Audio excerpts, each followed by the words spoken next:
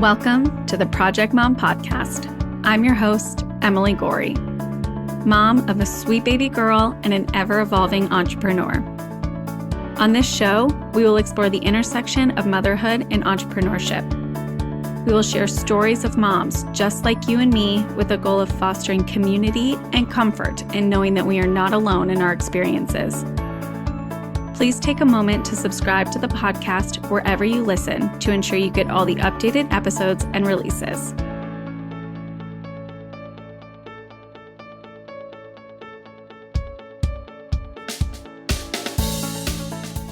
Welcome to this week's episode of the Project Mom Podcast. I have been looking forward to this episode for so many weeks now. Today we are chatting with a woman who was introduced to me through the project, and within just a few minutes of knowing her, I knew I had to have this episode. So today, without further ado, we are chatting with Alison Ryan. She is a mentor to mamas as they navigate early motherhood and recognize the deep need to prioritize our mental health and well-being. She is a mom herself to 2 daughters and lives with them and her husband of 15 years just outside Minneapolis. So Alison, thank you so much for being here and willing to share your story today.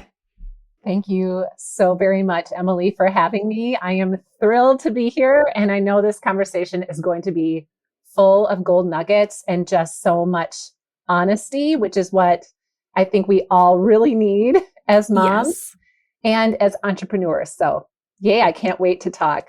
Yay! Thank you. Yeah, I am very excited because we had a little bit of a conversation ahead of this call and touched on briefly kind of our own personal experiences, right? There's such a real need for women as we go through this process of becoming mothers to reconnect with ourselves after becoming a mom, right? There's so many priorities that change. Who we are evolves as we're going through this period of our lives. And I think a lot of us struggle with that, right? There's a handful of reasons for that, maybe. And some of these are very personal to me, right? There's times where we're made to feel that we should be the person that we were prior to becoming a mom, or we were scolded or labeled as selfish for wanting to prioritize ourselves after the fact, and perhaps should be choosing the needs of others over ourselves during this time. So there's a lot of joyous parts of being a mom, but there's also a lot of internal struggles for us. So I'm very excited to shed some light and perhaps normalize that there's nothing wrong with us as we are going through this period of change. There's so many things I want to get into. I think it would be the most beneficial to start with your own personal experience with motherhood and your evolution through that. So perhaps let's start there. What did motherhood, early motherhood, look like for you? And knowing you have 2 daughters, did that change or did that look different for you as you experienced each phase? Mm-hmm. Thank you so much for asking, Emily. And I'm glad we're starting here because it just gives a good baseline understanding of who I am, but also hopefully other moms who are relating or listening can relate to my own particular experience. So I had my first daughter about, close to 9 years ago, which is hard to believe. Truly, it feels like yesterday. Yep. And as I came into motherhood, I wanted to do motherhood perfectly. And as I've reflected over the years about that experience, it makes so much sense to me because living in a society where we value doing, and we are, within a patriarchal society where doing is valued. And when you become a mom, all of a sudden, you're not around anymore. You're not at your work. And so I dove into motherhood hard, and I had really high expectations of myself. And I wanted to do motherhood as well as my mother did. And I did a lot of comparing because she was a stay-at-home mom to 4 kiddos. And so I ended up being a stay-at-home mama. And our second daughter was born about 2.5 years after our first. So they were pretty close in age. Yeah. And that wasn't necessarily planned, but it was intentional. We were wanting to have 2. Just so happened we had 2 girls. I had beautiful pregnancies and I had home births with both of my girls. And after my second was born, she was born in November in Minnesota. In the fall, I was home full time with a 2.5-year-old and an infant. And it was so intense. And I think it would be intense for anyone, but I was also dealing with postpartum depression with my second. And it was a very marked difference between how I felt after my first was born and after my second. And so I was faced with that. I did everything I could to support myself through that. And I want to get to this part, Emily, where we ultimately decided to leave Minnesota when my girls were really little. They were 3 years old and 9 months. And we moved from like our community in Des Moines, Iowa to a new community in Minnesota. We'd lived here before, but it was a brand new area. And again, I was still home and I wasn't getting the sleep I needed. I was not taking really good care of myself. And I fell back into like really significant postpartum depression and anxiety. And like it got so bad, some days I didn't even want to leave the house. And for anyone who has experienced anxiety, it's kind of like this really challenging space to live in, especially with kiddos. But it's like, you know that you need to get out, but you don't want to get out. And it's a really, really hard space to be in. My anxiety and depression exhibited itself or really showed up as rage in motherhood. Mm-hmm. And that was so shocking to me that I could be as angry and as irritable and as pissed off at my sweet babies, at my husband. And I'd never been an angry mom. I'd never been an angry person. Yeah. So to be an angry mom and to have these symptoms of rage was just so devastating for me. Yeah. And I lived in that space of having symptoms of rage, having rageful episodes for about a year and maybe a year and a half before I really sought out the help that I needed and got myself better. So that's a really long story about kind of my transition, but it's hard to put it into this sweet little package and say, well, like, because it's so nuanced and there's a lot going on there. Yes. And it's so unique yet not unique to each individual woman. And I really appreciate you trying to package it for us because there's so many questions that just came out of that story that you shared with me of your journey that I would love to touch on. And I think perhaps that we're on the postpartum depression piece right now. Maybe let's just stick with that. So my first thought is, I'm listening to your story and it resonates extremely close to mine. So I had a lot of rage as well during the first year of my daughter's life, and it took me about a year. So quite similarly to recognize that that was a place I didn't have to be in. But for a long time, it was me focusing on accepting that part now. It's like, okay, well, this must be me. And that is not true, right? It does not have to be the case. And I think my question back to you is what did that support look like for you once you recognized? Because I think there's a missed opportunity after our 6-week doctor's appointment. And whenever it is that we finally realize internally that we need help, we need to seek out additional support and help for ourselves. So how did that transition look for you in getting support? What did the support look like? At what point did you ask for it? Yeah, great question. So after the birth of my second daughter, that November of 2016, it was pretty immediate that I felt like I was in a fog and I knew that like something was not quite right. And so I reached out to my midwife and I was having home visits, like regular home visits. And so they were checking on me. And I reached out to say, like, I think I need to start a medication.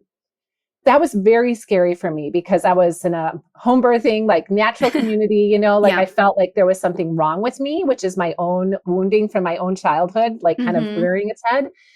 So we actually started with some acupuncture, like weekly acupuncture and some herbs. And that actually helped significantly. And the fog lifted from that postpartum depression in the spring. So I started probably like in January or February with that. And by a few months later, I felt significantly better.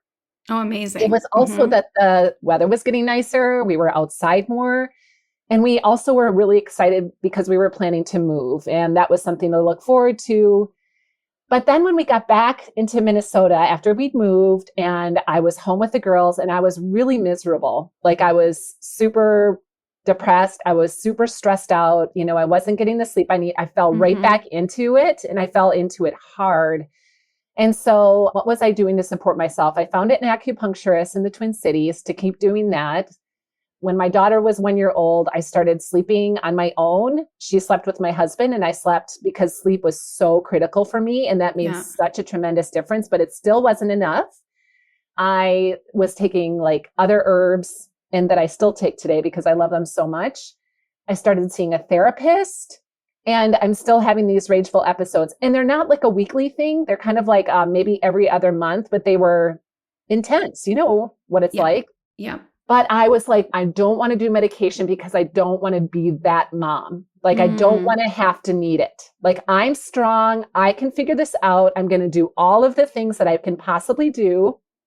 And I finally hit like a rock bottom moment where this was one of the very last rageful episodes that I had, where I was breaking our dinner plates in the kitchen sink in a fit of rage and feeling completely out of my body and like terrified of myself. And at that point, I realized like, there's nobody coming to save me. I have got to face this fear of possibly trying a medication. And if I feel worse, I feel worse, but nothing could be worse than this. Right. Yeah. It was awful. And so I did. After that, I enrolled my girls in preschool, even though I was a stay-at-home mom. We paid for that through the sale of our home. And I socked a ton of money into them going to preschool so I could get some time. They were 2 and 4. And I started a medication. And it was literally like 2 weeks after. This isn't always typical, but for me, I was taking Paxil. And it was life changing. I just kept feeling like, I can't believe I didn't try this earlier. Like I was really hard on myself about that. Yeah. I mean, it's incredible really to witness through this story, your evolution of coming to terms with this own narrative that you had. And it probably, right, stems a little bit from the generational experience you had with your mom, who seemingly had it all together, like did it for 4 kids, sacrificed herself and not feeling like you're living up to it. So it's really quite remarkable to witness that journey and getting to a point where you ultimately accepted that you are you. This is your current situation and how can you support you? And I really applaud you for that because it feels very scary to do that. It is tough to come to an acceptance where perhaps our support needs to look different than the woman who raised us. Personally, I've had a similar experience. I have a twin sister, so my mom raised 2 of us at the same time, and she did have some help, but it didn't quite look how I expected it would if you had twins, right? For me, I have 1, and I'm like, oh my God, like some days I could barely get myself out of bed to go tend to this child, and I recognize that each experience is different. So I really appreciate you sharing that with us. And just for somebody listening, like it is okay to say that perhaps you need just a little bit of extra support, that your situation does not look the same as the woman next to you. So now that you've put your daughters in preschool, you have a little bit of extra room to breathe and you've taken some of the pressure off and taken the stress away and just given yourself a little bit of extra help and regulating. Where did entrepreneurship fit into this journey? Was this something that you started when your girls went to preschool? Was it a nugget that you've always had? Walk me through that timeline a little bit. Yeah, such a great question, Emily. So after the girls were I enrolled them in Montessori preschool. They were there in the mornings 5 days a week. And so I had that time. And I took that time primarily just literally, like you said, to breathe and to come back to a space of like being regulated, taking walks in the woods. I did that a lot. And I started listening to podcasts. And one of the first podcasts that I listened to was called, oh, now I'm not going to remember it. It's with Jen Ride, and it's Vibrant and Happy Women. Okay. And I remember listening and saving episodes where there were moms talking about how putting themselves first was actually the thing that changed everything for them. And to me, it was it was mind blowing, completely opposite of how I saw moms being and, me being raised. I was not raised like that. That's not what I saw, right? I saw martyrdom in motherhood. So as I started listening to those episodes and like just expanding my world, reconnecting with myself, right? Like asking myself what feels good, What do I want to do? How do I want to spend my time? I also was very, very committed to being present with my girls. And so having flexibility, creativity, doing my own thing. I'm an Aquarian, so I'm super independent and really headstrong. And so I just like, as I was listening to more and more podcasts, I thought, well, why don't I just create something for me? And I actually started with thinking that I wanted to do like being a postpartum coach. So helping moms right out of their transition into motherhood. And so a year after I enrolled the girls in Montessori, I actually enrolled in my first mastermind as like a business program and kind of like launched my business then. Yeah, that's amazing. I think the clarity that we get out of being still is so impactful. And being able to recognize our own personal needs and how it could ultimately inspire or support or provide comfort to some other woman is extremely brilliant. There's so much light around being able to do something for ourselves that may provide something to somebody else. And I get goosebumps like thinking about how, a lot of these businesses come into play. That's how this podcast got created, right? These are stories that I wanted to hear myself. So why didn't I just record them? And here we are, right? So it's being able to be still and then taking this inspired action to do something that lights us up, gives us fulfillment, and then supports somebody else through a very transformative period of their lives. So I want to use that into a segue into this next section, which is this term that you introduced me to called Matrescence. And I want to spend some time on it because when you introduced it to me, I was completely unfamiliar. It was not even a term that I had heard. And from the limited research I've done on it, I'm completely mind blown. The extent to which this term resonated with me is beyond anything that I can capture in words. So I want to do spend a little bit of time on it. So perhaps with that, can you just walk us through what the basics of this term is? What is matrescence? What does it mean? Where does it come from? What do we need to know about it? Yes. So same, Emily, for me, when I heard about matrescence, I was so surprised that in all of the reading and all of the research that I had done in my own healing journey, that I had not come across the term. And so matrescence was really first coined by a woman named Dana Raphael in the 1970s. And then it was resurrected really and redefined by Dr. Aurelie Athan as similar to adolescence. So matrescence is really the complete transformation and identity shift of a woman as she moves through motherhood. It touches psychological, social, emotional, physical, economic, cultural, and spiritual. There is not one aspect of our lives that matrescence doesn't touch. Just like if you think about adolescence, right? Like every person goes through adolescence and every woman who is a mother goes through matrescence. It's just not out there in literature and in the general public. It's shocking.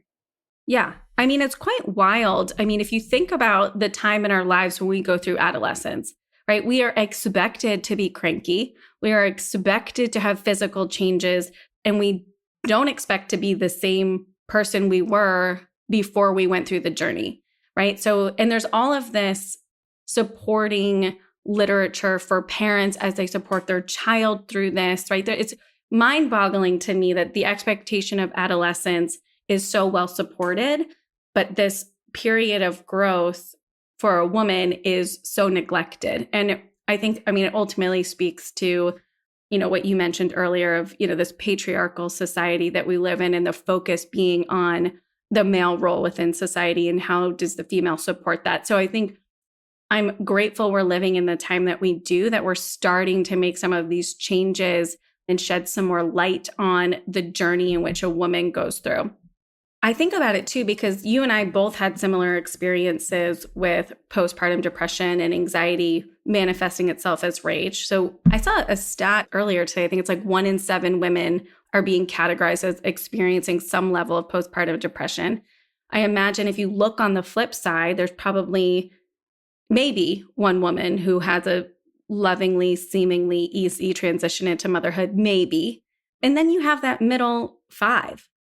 Like that is a large percentage of the female population who becomes a mother who's experienced something that we have not yet really categorized or made mainstream yet. So how does this research, you talked a little bit about being exposed to it through your first mastermind. How does this research and this term influence what you do with your clients?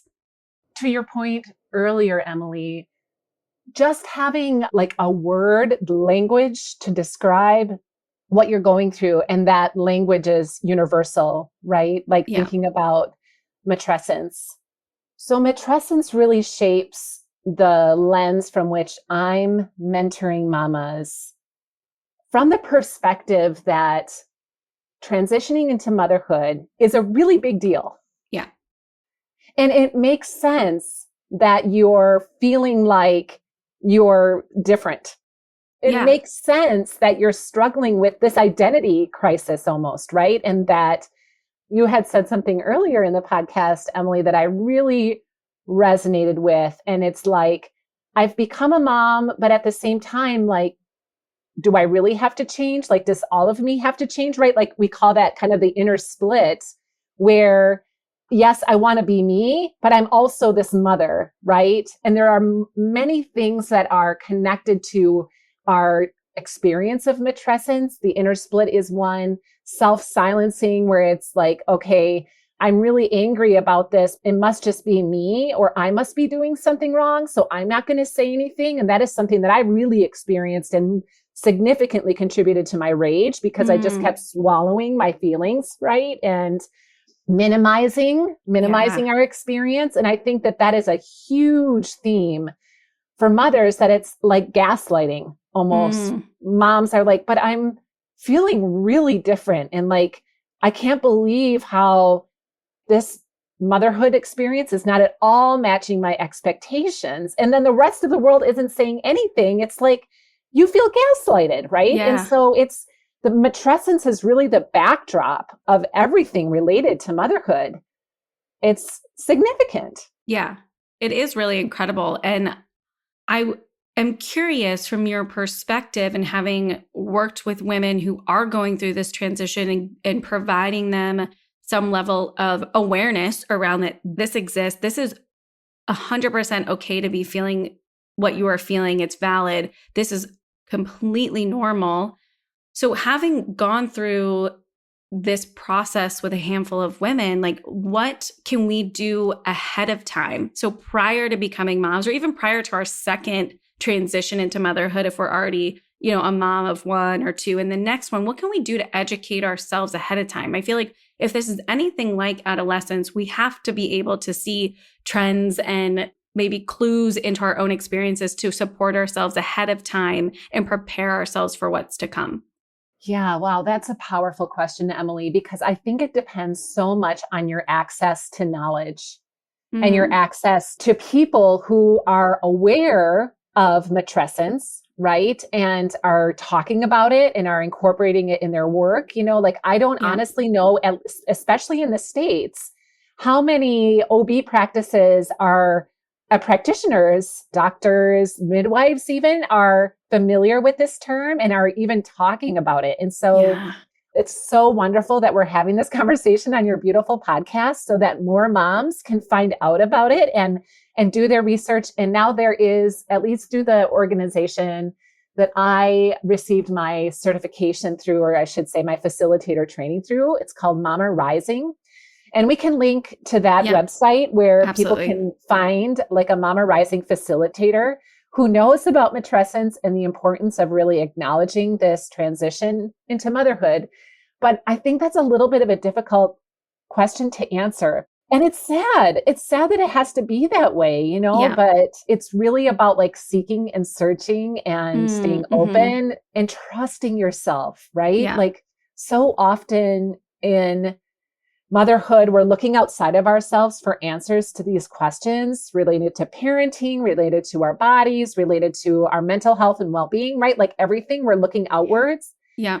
And that's an okay thing. It's totally normal. especially in this day and age. But like, trust yourself when you feel like something isn't quite right here, or I feel like I'm missing something, and just be curious. Yes. I really love that because I think, right, first and foremost, we know ourselves best, even if we can't necessarily articulate what it is.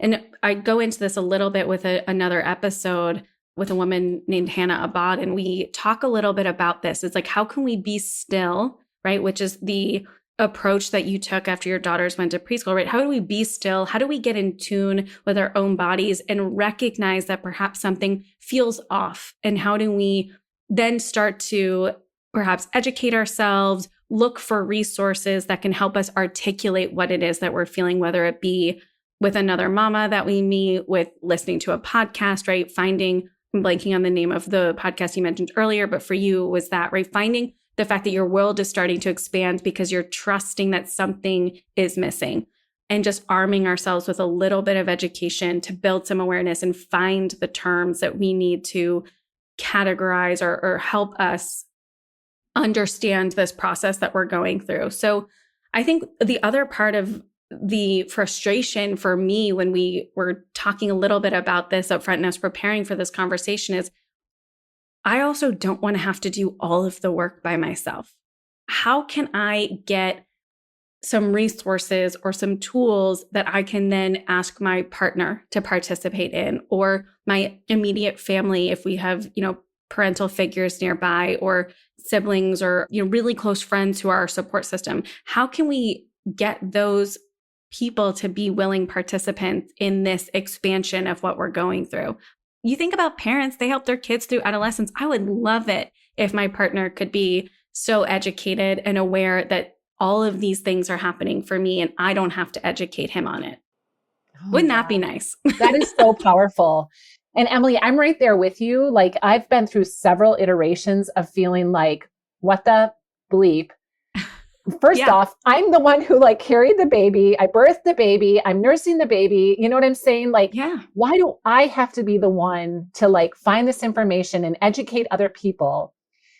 And it feels really backwards. And yet, if we don't, then we're not supporting ourselves in the way that we really need to, if we're saying well, it's all on you. But I hear your point of sharing this with our partners, and for them to value and to see and to have a new and different understanding of, oh my gosh, I had no idea, right? Like we were talking about earlier, we have a sense that there's more to this story than what was told to us by our doctors, by our friends, even by our mothers, right? There's this inner innate knowing, but where is the knowledge? Where is the language? Yeah. I mean, I wonder, so the women that you've been supporting through this transition, in any of those conversations, has any of it led to awareness around that it's becoming more prevalent in our OBGYN offices or with our midwives? Or has there been receptivity perhaps by those partners in this journey to be open to mothers who bring that to the table, or I'm looking for support around this? I just wonder if we start to arm ourselves with this education, have we seen receptivity to it? Yeah, that's a great question. I'm not sure that I can answer that directly because truthfully, my mama business, as I like to call it, it started 2018, I think. Okay. And I started my Mama Rising facilitator training in 2022. Okay. And so Matrescence was still really new to me then. And so the mamas that I've supported, I am slowly bringing this into my body of work, right? Mm-hmm.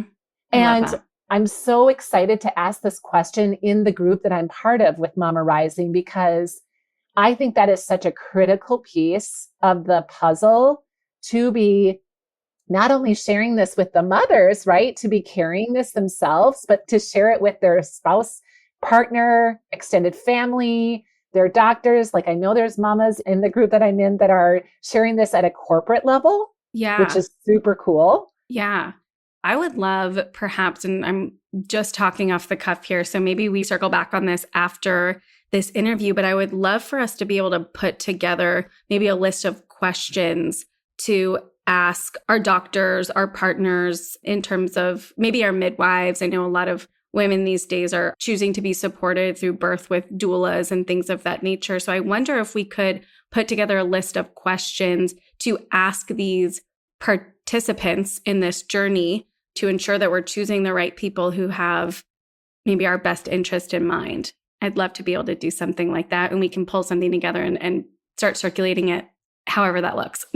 That's so cool. I love that. Even this conversation, I'm hopeful will start to provide some level of comfort to the women listening that this is a very real and very physical transformation that is starting to be looked at. We're only at the tip of the iceberg with what this ultimately looks like for women and generations. And I mean, it mirrors your experience with it of just bringing it into the practice. And I think as you start to bring it to your clients, right, you're going to start to see this whole world open up and showing themselves to you. So I'm excited to kind of go along this journey with you. So I hope you will keep us posted as you start to uncover some of these trends. So with that, maybe let's perhaps move into a little bit more of the entrepreneurship journey and how this transition of motherhood has influenced how you work with your clients. So maybe perhaps give us a little bit more insight into how you support these women through this transition. What does some of those pillars look like for you in terms of supporting these women into motherhood? Do you also touch on entrepreneurship? What are some of the basics that you cover with your clients? You know, if you think about motherhood and like matrescence, it's obviously never ending, right? Yes. We become mothers, we're mothers until we're dead. Yeah. And so and we're still mothers beyond that. But so my window of time that I'm really supporting mothers in is kind of coming out of the fog of early motherhood. And as you said earlier, Emily, really recognizing the deep need to kind of reconnect and to take better care of ourselves so that we can ultimately be the mothers that we desire to be.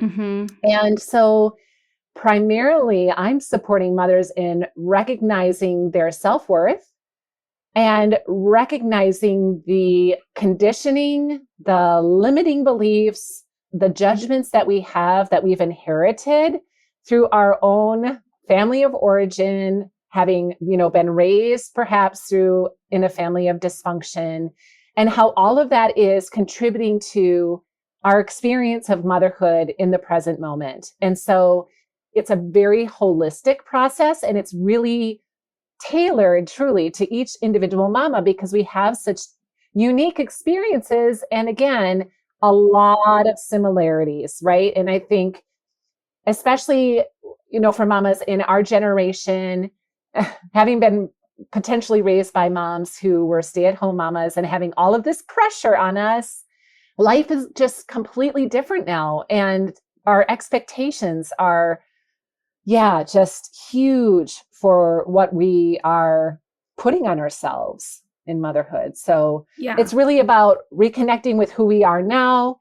It's identifying what our values are and how that guides us. And our values unique to ourselves, not my mom's values, not my sister's values, but what I value. And that really guiding every choice that we make, creating healthy boundaries, another really big one. Yeah. I don't use the term self-care a lot. I just talk about like supporting our well-being, which is mind, body, and soul. So there's a lot of pieces that come in with all of that, because talking about matrescence, like you are not the same person you used to be. And there's a huge process of grief with that. And I think that that's honestly a big reason why so many mamas get stuck in this place of the struggle, because there isn't this acknowledgement of how much life has changed.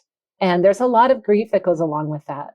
Yeah. I really honor you for bringing that up, because I think there's a little bit of shame and guilt that we are feeling this way, that we are mourning who we were before. And I mentioned it a little bit in my first episode. I do a solo episode on my own personal journey. And there's a bit of it where I am trying to accept the fact that it's going to be this way. And I'm mourning this person who can no longer exist in the way that she existed before. I can no longer come and go. I have this tiny baby human who's relying on me physically to survive.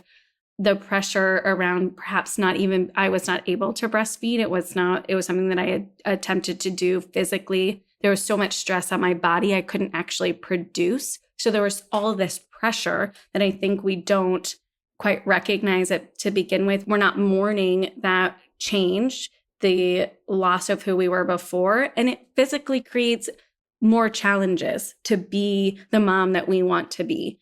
In my particular instance, I beat myself up for that emotionally and mentally, and what is wrong with me. So I think there's a lot of honor that comes from recognizing that there can be a stage of grief and mourning to this process. How do you help your clients through that stage? Is it a lot of recognition, talking through some of perhaps these patterns and these stories and helping them place awareness that these exist? What does that look like? Yeah, it's a lot of listening and validating and normalizing and allowing, just talking, sharing, and in a safe space where that there will be no judgment, and that's okay. That it's okay if we're hating our motherhood experience. It's okay to not love it all the time. It's okay to miss your old life. Like, who doesn't? Especially right now, especially mothering through COVID. There's a lot of taboo topics in motherhood, and a lot, like I said earlier, a lot of self-silencing. And for a mama to feel like there is a space for her to just say everything that's on her heart is just takes so much weight. And sometimes that's enough to kind of release and create a little bit more space, a little bit more ease and lightness. And like, oh, okay, I'm not alone. There's nothing wrong with me. And actually, what I'm going through is totally normal. Yeah. So, and the grief part comes and goes. I mean, I still have experiences of grief, right? And just creating a being of holding myself through that, like mothering myself, reparenting, and it's okay. Like, grief is a totally normal, natural emotion. Yeah, absolutely. I think when we give ourselves permission to allow that emotion to be, it's quite freeing. I really feel for women perhaps who don't feel as though they have a safe space to be validated through that. Again, that's why this project exists in some capacity, just to start shedding some light and normalizing these conversations.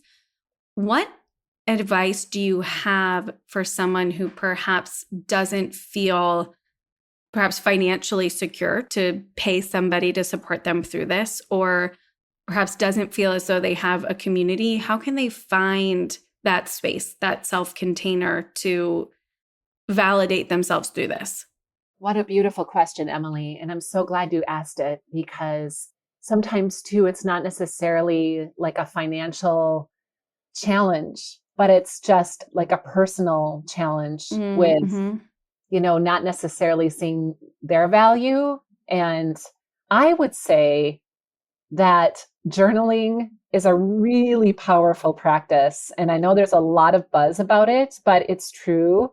There's lots of free resources out there that are really fantastic, like freebies and downloads and journal prompts.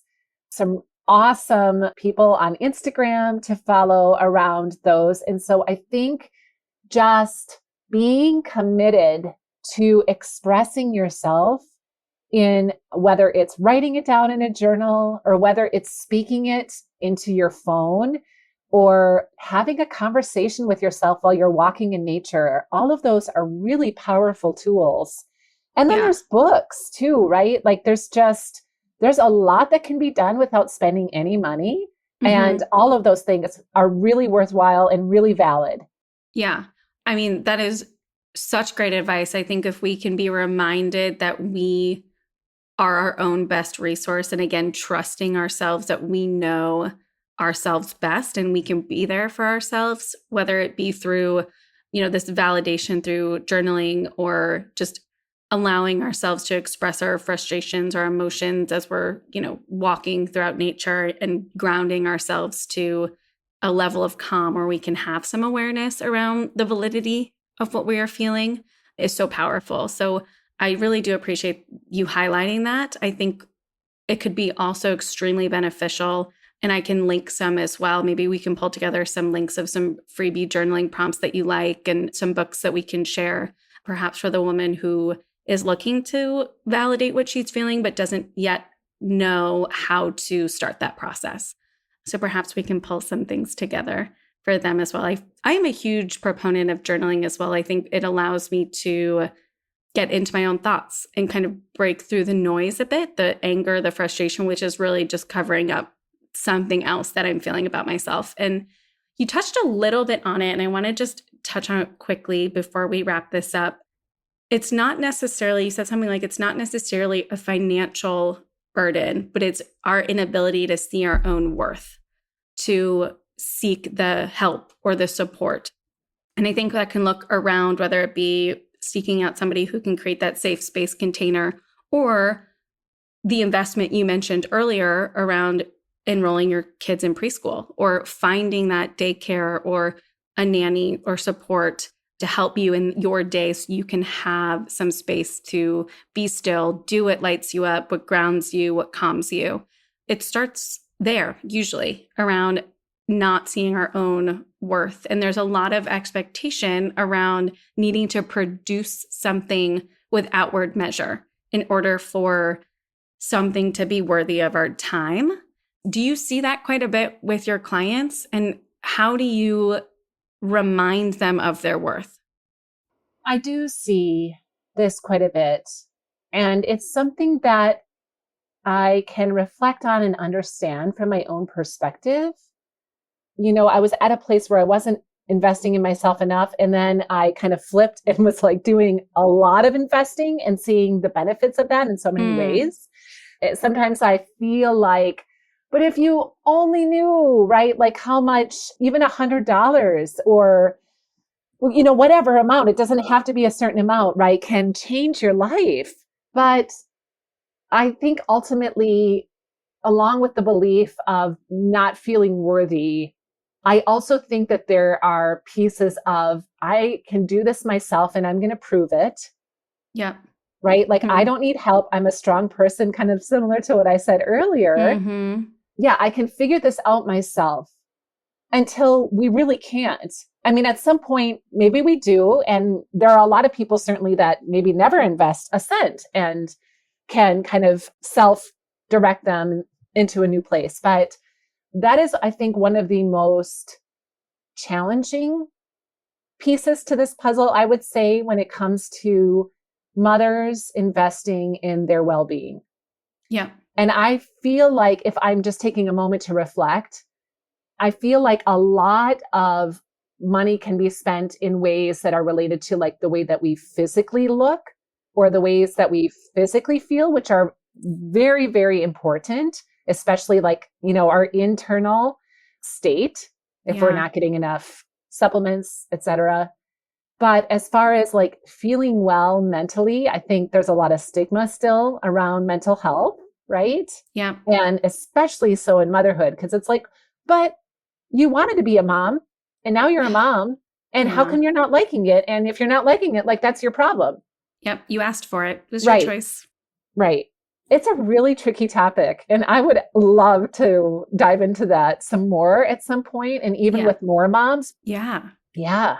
Yeah. It's not something that is going to be cracked open and all this light is going to be shed on it. And it's going to be a thing of the past, all that immediately. It is going to really require a lot more of these conversations. So I'm super grateful that we're having this one and we're starting it, right? We're starting to chip away at the tip of the iceberg, and we're giving ourselves permission to talk about it. And I am starting to see so many more of these conversations starting to happen. I'm seeing more podcasts pop up about them. I'm seeing a lot more women on social media, you know, talking about these topics. And it could partially be because my world is expanding. I'm seeing more of this happen, more of these conversations being had.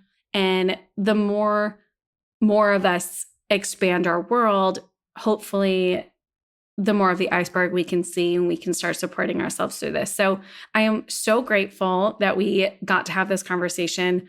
I know I mentioned to you a little bit before we had this, I would give you an opportunity if there's anything that you wanted to touch on before we wrapped this up that perhaps we didn't. a story that you felt was, really impactful, or a resource you wanted to share. Is there anything else that you want to touch on before we close this up? Well, there's lots more that I could say because I'm super passionate about this topic. And I'm also just so passionate about this intersection between motherhood and entrepreneurship. And I would truly love to have another conversation with you, Emily, about this, because I have not only recreated myself through motherhood, but I've also recreated myself through motherhood in my business, supporting mothers. Mm-hmm. And I think if I was to leave the listeners with anything, if you are a mama and you are an entrepreneur, I just want you to know that it is totally possible to have success in your business and to also feel deeply connected to your children, and that you don't have to have one or the other, and that it can be really seamless and a beautiful flow. And that actually being an entrepreneur and creating your business, like nurturing your relationship, they're so similar. Like motherhood and entrepreneurship are really, really similar.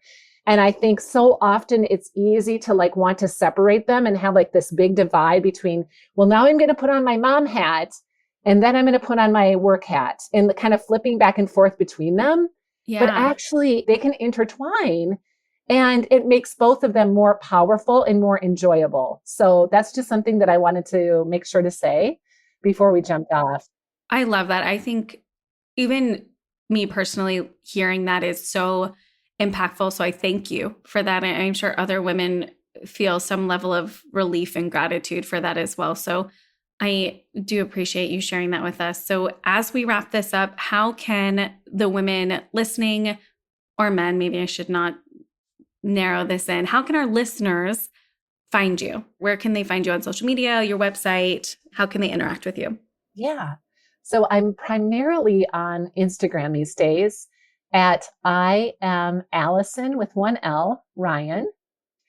I'm also on Facebook at Alison Jane Ryan. And then I have a website that's the same, AlisonJaneRyan.com. Perfect. We will absolutely link those in the show notes. And I thank you again for being here and being vulnerable and sharing your journey and your story with us.